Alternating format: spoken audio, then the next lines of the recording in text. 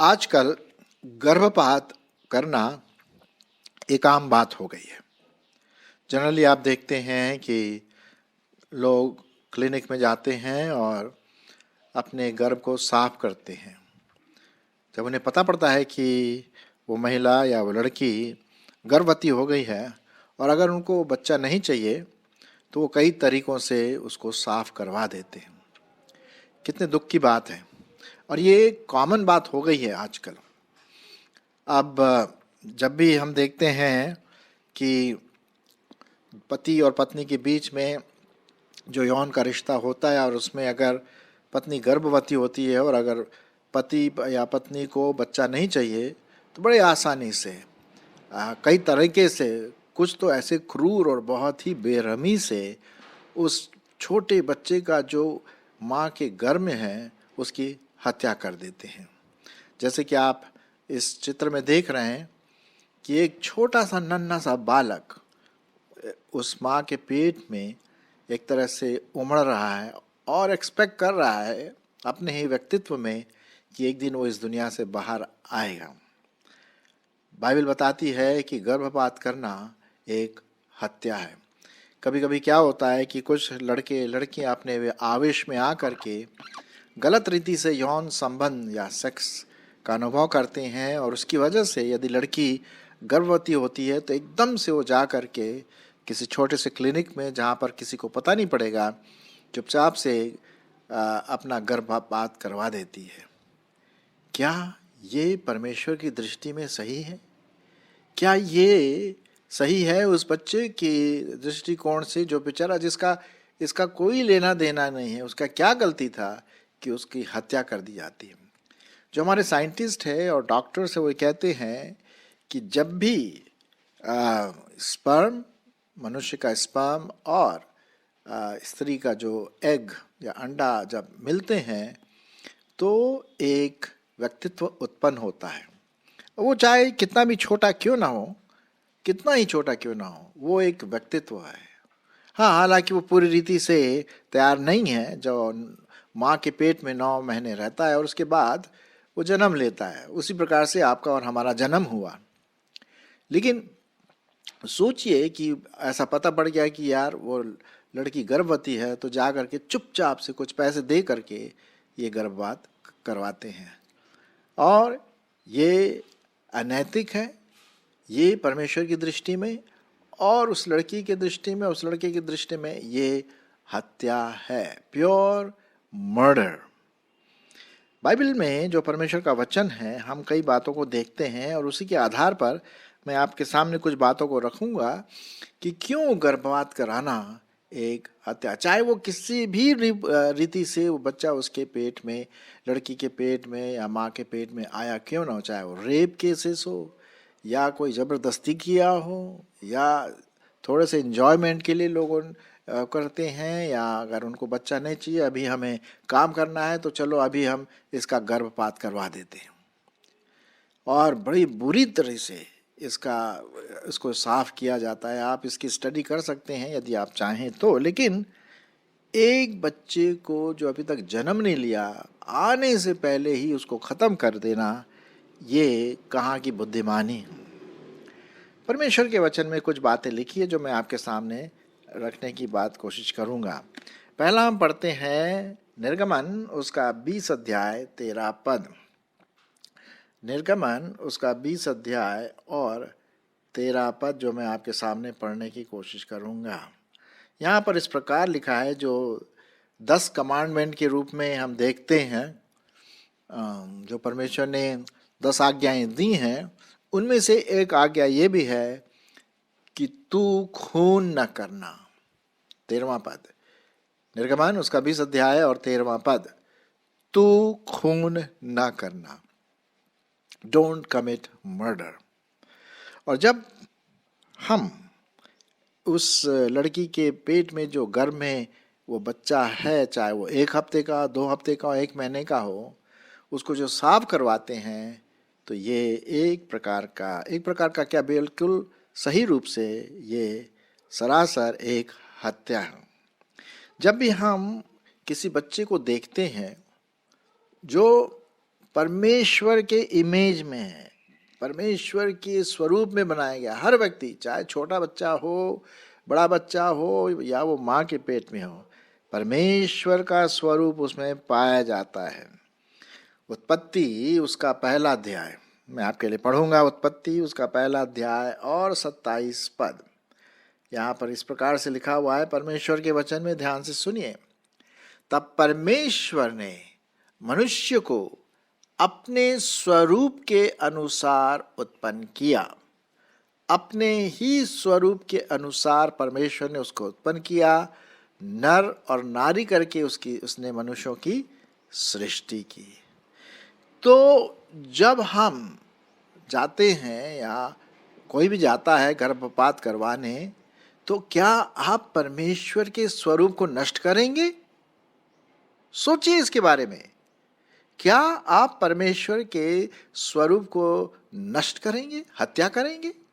ये कितने बड़े दुख की बात है, कितना बड़ा भारी पाप है। मुझे पता है कि कई मसीही लोग करवाते हैं, अपने आप को विश्वासी तो कहलाते हैं, लेकिन जब गर्भपात की बात आती है तो उसमें कोई उनको बुराई नहीं लगता है। भाई हमें नहीं चाहिए बच्चा, हम गर्भपात करवा देते हैं। ये बहुत दुख की बात है और ये बड़े पाप, ये पाप को प्रदर्शित करता है उस मनुष्य के जीवन, उस लड़के या लड़की के जीवन में। और एक बात मैं आपको ये भी बता दूं, न सिर्फ हत्या है, लेकिन एक प्रकार का उस लड़की के लिए या उस पत्नी के लिए कलंक का कारण भी बनता है, क्योंकि वो बाद में सोचती रहेगी इसके बारे में कि मैंने क्यों वो नन्हे से बच्चे को आने से, इस दुनिया में आने से रोक दिया। उदाहरण के लिए आप मेरे को जरा देखिए, मेरा अगर गर्भपात होता तो क्या परमेश्वर मुझे आज इस प्रकार से इस्तेमाल करता जैसा मैं अभी परमेश्वर की सेवा कर रहा हूं? नहीं, सवाल ही नहीं उठता। अगर मेरा गर्भपात हो जाता तो मैं यहां होता ही नहीं, कोई भी काम करने के लिए, परमेश्वर की सेवा करने के लिए मुझे मौका ही नहीं मिलता। आप समझ रहे मेरी बात को? जी हाँ। तो वो जो नन्हा सा बच्चा वो हाथ में है, उसकी कोई गलती नहीं। ये जो बच्चे हैं वो परमेश्वर की ओर से एक गिफ्ट है, एक आशीष है। आपको पता है कि कई ऐसे दंपति हैं, कई ऐसे माँ बाप हैं जिनका विवाह सालों साल गुजर गया, लेकिन उनके पास एक बच्चा तक नहीं है, और तरस रहे हैं, उन लोग तरस रहे हैं कि उनको एक बच्चा मिल जाए। और यहाँ पर थोड़े से एंजॉयमेंट के लिए लोग इस तरह की बातें करते हैं और यौन शोषण करके, और फिर जो बच्चा उससे पैदा होता है उसका गर्भ करवा देते, बच्चे को गिरा देते हैं। कितने पापमय वाली बात है। मैं आपके लिए पढ़ूंगा भजन संहिता उसका 127, भजन संहिता उसका 127 अध्याय और उसका 3 से 5 पद। सुनिए परमेश्वर का वचन क्या कहता है। सुनिए, सुनिए, हमारे सुनने के लिए है। अगर आपके दिमाग में कोई ऐसा व्यक्तित्व है, आपके दोस्त, परिवार या जो भी हो, रिलेटिव, वो गर्भपात करवाने के लिए सोच रहे हैं, तो आप ज़रूर उनको ये मैसेज सुनवाइए। सुनिए भजन संहिता 127 और उसका 3 पद। देखो, लड़के यहोवा के दिए हुए भाग हैं। देखो, लड़के, बच्चे जो हैं, यहोवा के दिए हुए भाग हैं। गर्भ का फल उसकी ओर से प्रतिफल है, उसकी ओर से ये आशीष है।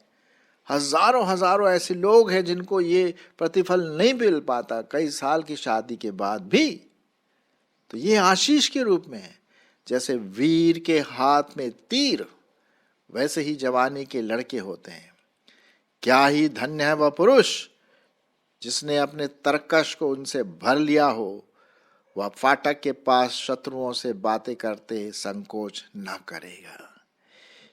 ये परमेश्वर का वचन है, और परमेश्वर का वचन कहता है कि गर्भपात से हमें कोसों दूर रहना है, और जो गर्भपात कराने की सोच रहे हैं उनको आप आगाह करिए। देखिए परमेश्वर ने बड़ा डिजाइन किया। देखिए आँख की रचना, दिमाग की रचना, हाथ की रचना, मुंह की रचना, सब हमारे अंगों की रचना एक ऐसा डिजाइन है जो कहीं भी नहीं मिल पाएगा। कोई वैज्ञानिक इस डिजाइन को नहीं पूरा कर पाएगा। सिर्फ परमेश्वर अपने ही सामर्थ्य के द्वारा वो करता है। भजन संहिता उसका 139 अध्याय और उसका मैं पढ़ूंगा 13 से 16 पद। 139 उसका 13 से 16 वो उस समय की बात का वर्णन कर रहा है जब कोई बच्चा माँ के पेट में होता है। सुनिए लिखने वाला लेखक जो है वो क्या कहता है। 13 से 16, मेरे मन का स्वामी तो तू है, तूने मुझे माता के गर्भ में रचा, मैं तेरा धन्यवाद करूंगा। ये देखिए धन्यवाद की बात आ रही। वो बच्चा जो माँ के गर्भ में है, जब वो इस दुनिया में आता है तो वो क्या बोल रहा है, मैं तेरा धन्यवाद करूंगा। क्यों? इसलिए कि मैं भयानक और अद्भुत रीति से रचा गया हूं। तेरे काम तो आश्चर्य के हैं और मैं इसे भली भांति जानता हूं। जब मैं गुप्त में बनाया जाता और पृथ्वी के नीचे स्थानों में रचा जाता था, कहने का मतलब माँ के पेट में, माँ के गर्भ में, जब मैं गुप्त में बनाया जाता और पृथ्वी के नीचे स्थानों में रचा जाता था, तब मेरी हड्डियां तेरे से छिपी हुई न थी। परमेश्वर हमारी सब हड्डियों को जानता है, हर हड्डी को जानता। हम शायद अपने शरीर की खुद की हड्डियों को नहीं जानते होंगे, लेकिन परमेश्वर हमारे पूरे त्वचा को, पूरे अंगों को, हड्डियों को, सेल्स को, हर चीज को वो जानता है। 16 पद में क्या लिखा है, तेरी आंखों ने मेरे बेडौल तत्व को देखा और मेरे सब अंग जो दिन दिन बनते जाते थे वे रचे जाने से पहले तेरी पुस्तक में लिखे हुए थे। हे मेरे लिए तो हे ईश्वर, तेरे विचार क्या ही बहुमूल्य हैं। उनकी संख्या का जोड़ कैसा बड़ा है। यदि मैं उनको गिनता तो वे बालू के किनकों से भी कहीं अधिक ठहरते। जब मैं जाग उठता हूं तभी मैं तेरे संग रहता हूं। तो यहां पर हम देखते हैं प्रियो कि परमेश्वर का वचन बड़े साफ रीति से कहता है कि हम कभी भी गर्भपात किसी बच्चे का ना कराएं जो माँ के पेट में है। अब सुन लीजिए, मैं ऐसा तो नहीं हुआ क्योंकि परमेश्वर ने आपको स्वस्थ रूप से रखा हुआ है। अगर आपका गर्भपात होता तो आप कहाँ होते, मेरा गर्भपात होता तो मैं कहाँ होता। अगर सभी का गर्भपात होता तो दुनिया होती ही नहीं, है कि नहीं। हाँ, यही तो मैं बात आपसे बता रहा हूं कि हम उस परमेश्वर की जो इमेज है, आप जो परमेश्वर के स्वरूप हैं, आप परमेश्वर के स्वरूप में बनाए गए हैं। आप परमेश्वर के लिए एक बहुत अच्छे एक चित्रकार के रूप में, जीवित चित्रकार के रूप में हैं। परमेश्वर ने आपको आशीषों से भरा है। तो क्यों लोग करवाते हैं? ऐसे कई मसीही लोग हैं, मैं जानता हूं उनमें से कुछ लोगों को, और बड़े मुझसे शेयर किया कि ब्रदर हमें ये बच्चा नहीं चाहिए था, अचानक से हो गया। ये जो शादीशुदा दंपति हैं उनकी बात बता रहा हूँ, और इसलिए हमने गर्भपात करवा लिया। ऐसे बात करना जैसे किसी मच्छर को मार दिया। अरे साहब, मच्छर को मारना और एक व्यक्ति को मारना जमीन और आसमान का फर्क है। इसलिए मेरी तो आपसे यही विनती है कि विशेष करके जब आप इधर उधर जाते हैं, लोगों से बातचीत करते हैं, क्योंकि ये जो मनुष्यत्व है, ये जो व्यक्तित्व है, एक विशेष व्यक्तित्व है भाई। हम लोग जानवरों से बिल्कुल भिन्न हैं, जानवरों से बिल्कुल भिन्न है। हमें आत्मा है, हमें शरीर है, हमें प्राण है, और दूसरे जो जानवर है, जीव जंतु है, उसमें आत्मा नहीं होती है। हम ही व्यक्तित्व है जो आत्मा लेकर के इस दुनिया में आते हैं, और वो आत्मा पवित्र आत्मा से कंट्रोल होने की आवश्यकता है। तो आप जब भी कोई आपको ऐसा बात करता है, मेरे सामने जब कोई बात ऐसा बात करता है कि ब्रदर क्या करे, मैं तो उनको सीधा परमेश्वर का वचन देता हूँ, जैसा मैंने अभी आपके सामने पढ़ा, उत्पत्ति 1:27 की आप और मैं उसके स्वरूप में हम बनाए गए हैं, तो क्या इस स्वरूप की हम हत्या करें? उत्तर तो बिल्कुल आपको पता है, हमें पता है कि बिल्कुल भी नहीं। फिर बाइबल में लिखा हुआ है कि तू हत्या ना करना। तो एक छोटा सा, चाहे वो एक दिन का बच्चा क्यों ना हो, उसको उसका गर्भपात करवाना, उसका गर्भ गिरा देना एक हत्या होती है, क्योंकि वो एक व्यक्तित्व है, एक इंडिविजुअल है, एक मनुष्य का निर्माण है।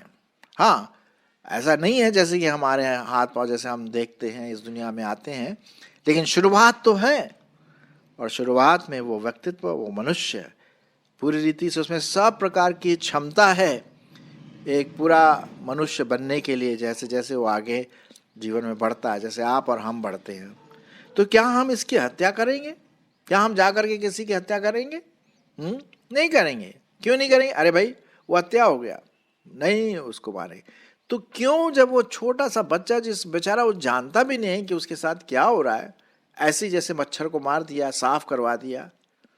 जो परमेश्वर ने गर्भ दिया है स्त्रियों को विशेष करके, वो एक बड़ा डेलिकेट है, बहुत मतलब सेंसिटिव अंग है वो।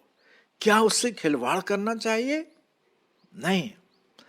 मैं इस आपसे ये बोलूँगा कि अगर आपको बच्चा, आप अगर आप दंपति हैं और आपको पता पड़ा है कि आप माँ बाप बनने वाले हैं, तो बिल्कुल भी गर्भपात ना सोचे, बल्कि परमेश्वर को धन्यवाद दीजिए कि प्रभु तूने हमें ये बच्चा दिया है, चाहे वो लड़का हो या लड़की।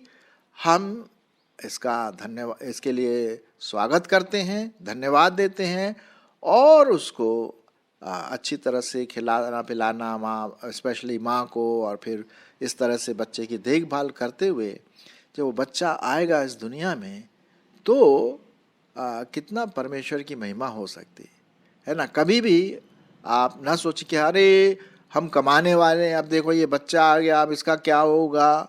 देखिए, जो स्वाभाविक जो मिलन होता है पति पत्नी का, वो अपनी तरह है, लेकिन जान और व्यक्तित्व देना ये परमेश्वर का कार्य है, क्योंकि ये परमेश्वर की ओर से आता है ना। तो उसको निकालना आपका मेरा कोई जिम्मेदारी नहीं है, कोई ये नहीं है, कोई हक नहीं बनता है कि हम उसको साफ करा दें। मुझे पता है एक पर्टिकुलर कपल के बारे में, एक दंपति के बारे में, जो ऐसा हुआ कि जब उन्हें पता पड़ा कि भाई वो माँ बाप बनने वाले हैं, तो डॉक्टर ने के पास गए और बताया कि देखें क्या है ये, ठीक है कैसा है। तो डॉक्टर ने शुरुआत में कहा कि देखिए जब इसका जन्म होगा तो ये थोड़ा सा समस्या आ सकती है, लेकिन बाद में ये ठीक हो जाएगा। अगर आप इसका गर्भपात करवाना मांगते हैं तो आप करवा लीजिए।